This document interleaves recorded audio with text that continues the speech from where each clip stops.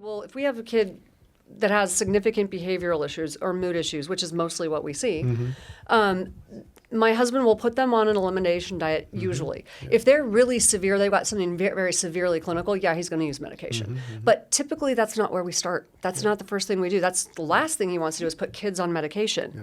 So if they're suicidal or they're hearing voices, yeah, he might do something. But we start with things like nutrition, supplements. We don't want to label them and have that stick with them for the rest of their life. Yeah. That's just not what you want. And it changes brain chemistry when you start some of that. Sure. Yeah. So here's another question that we just asked the science, because we often tackle this on the show as well. Can you eat yourself into therapeutic range of certain nutrients? That really is an important question to ask across all ages and stages. You know, zero to brain formation. Here you talk about it all the time. This is your life and mission work. It's constantly growing and or forming until what, 25? And the most formative years are 0 to 7. I think for girls it's 25 and boys it's 27. 27 even, right. Okay, so the brain, and the nice thing, and your husband was kind enough to contribute to my more recent book, Brain Spanners, we now know that neuroplasticity continues on forever, our whole lives. That is to say, connecting and unconnecting. And even some degree of neurogenesis. We're all making new nerve cells, particularly in the memory centers. But the question was just asked here, and I want to hear from both of you. Do supplements, dietary supplements, vitamins, minerals, nutraceuticals, botanicals, etc., improve health outcomes in children? Once again, seems like the science is somewhat mixed. But, Tana, over to you. Tana, sorry, I knew it was going to happen. Tana, over to you. When it comes to eating yourself as much as you can get, just, sort of whole foods, do you feel like you could, ultimately achieve the perfect diet and never need supplements? Or what's your I don't know that it's impossible. I actually don't know that it's impossible. But I will say that in the lifestyle that most of us live, it's probably not going to be very easy. But the first thing I do tell people is you cannot supplement your way out of a bad diet. Right. You can't supplement your way out of a lack of sleep. You can't supplement your way out of a lack of exercise. So do I think that you can, get mostly there? If you live in a really clean environment, if you're doing all the right things, you can probably get close. That's why for us, I don't know that you can get all the way there, though, because our soil is depleted. There's a lot of other factors. We are stressed. We don't sleep enough. I mean, there's all these other things. There's environmental toxins we don't really have control over at this point, right? Individually. So for us in our clinics, we test people. It's like we don't really think that one supplement program fits everybody. We want to kind of know where you're at. Do you need all of these supplements, or do you just need specific ones for you? But almost everybody we test, even if they think they are fine and they're getting enough sun, they're low in vitamin D and they're low in omega-3 fatty acids because they eat too many omega-6 fatty acids. Right. They're imbalanced. And I'm also reminded, the question, what's the best supplement for sleep? I mean, for the immune system? Sleep. There is no supplement. See, we would tell you start with sleep. Everything starts with sleep. Because that's when the brain cleans itself. It's when your body resets itself. It's when you grow.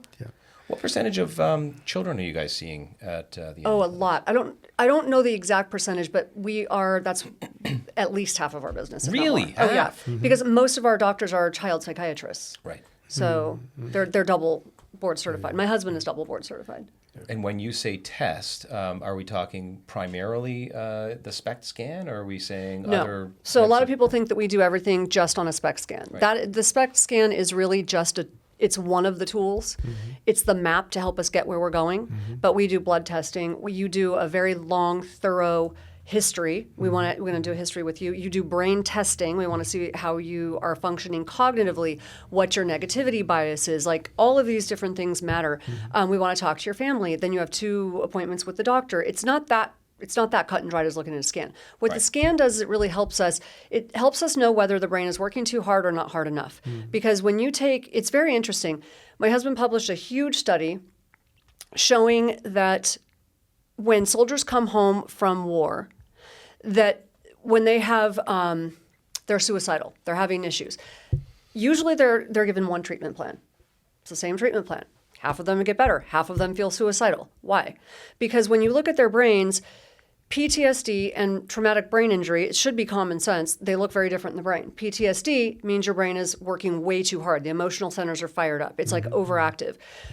Whereas physical trauma, which is what I saw as a trauma nurse, right? That's where you've like really hurt the brain tissue, and now it's underactive.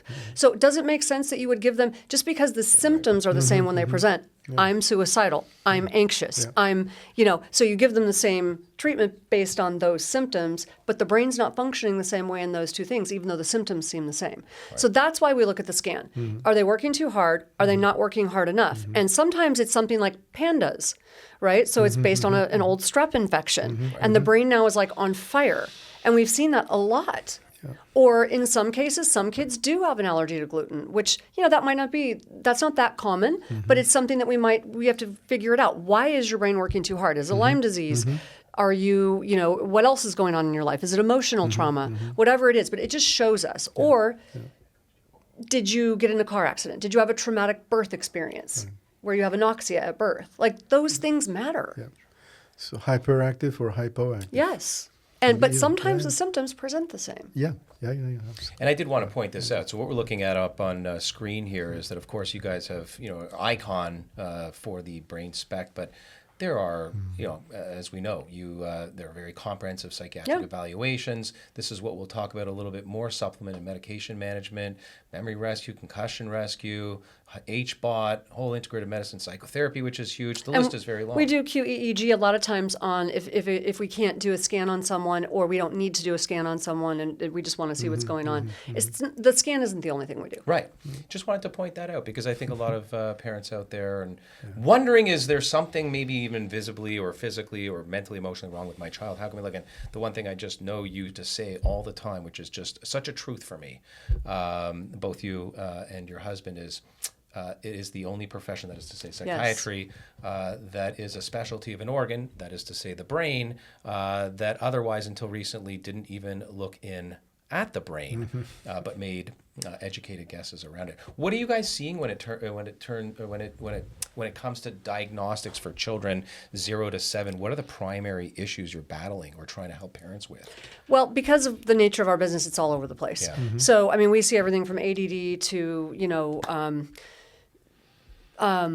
autism. I mean, we're seeing all kinds of things. So sometimes they're coming in and their brains are just on fire. We see a lot of kids with PANDAS. We see, I wouldn't say that's as common, but we're seeing a lot of stuff like that. We see a lot of traumatic birth, issues where kids are acting out and the parents don't know why. But I would say ADHD is probably our hallmark.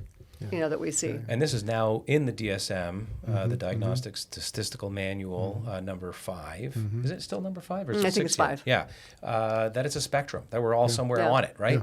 Yeah. What are the go-tos? Let's talk about that as it pertains to supplementation. What are just doesn't matter where you're on the spectrum, what are the go-tos if you suspect it and or have a proper diagnosis when it comes to nutrient supplementation? I think very basic, footsteps to start with.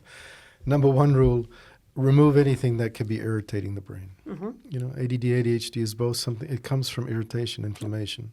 So let's look and remove anything, which can be dyes, foods, metals, chemicals, plastics, any of those things.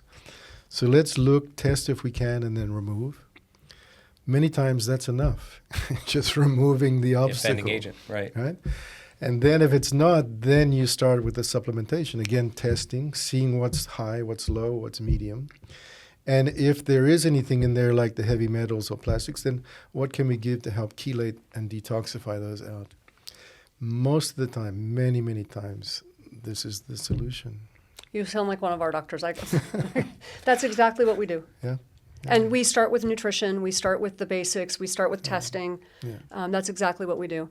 In our case, we also look to see, were you ever in a car accident? Did you have a head injury? Did you have a traumatic birth? There are other things that can cause it to be sleepy, but when it comes, we'd still do the same thing. Yeah.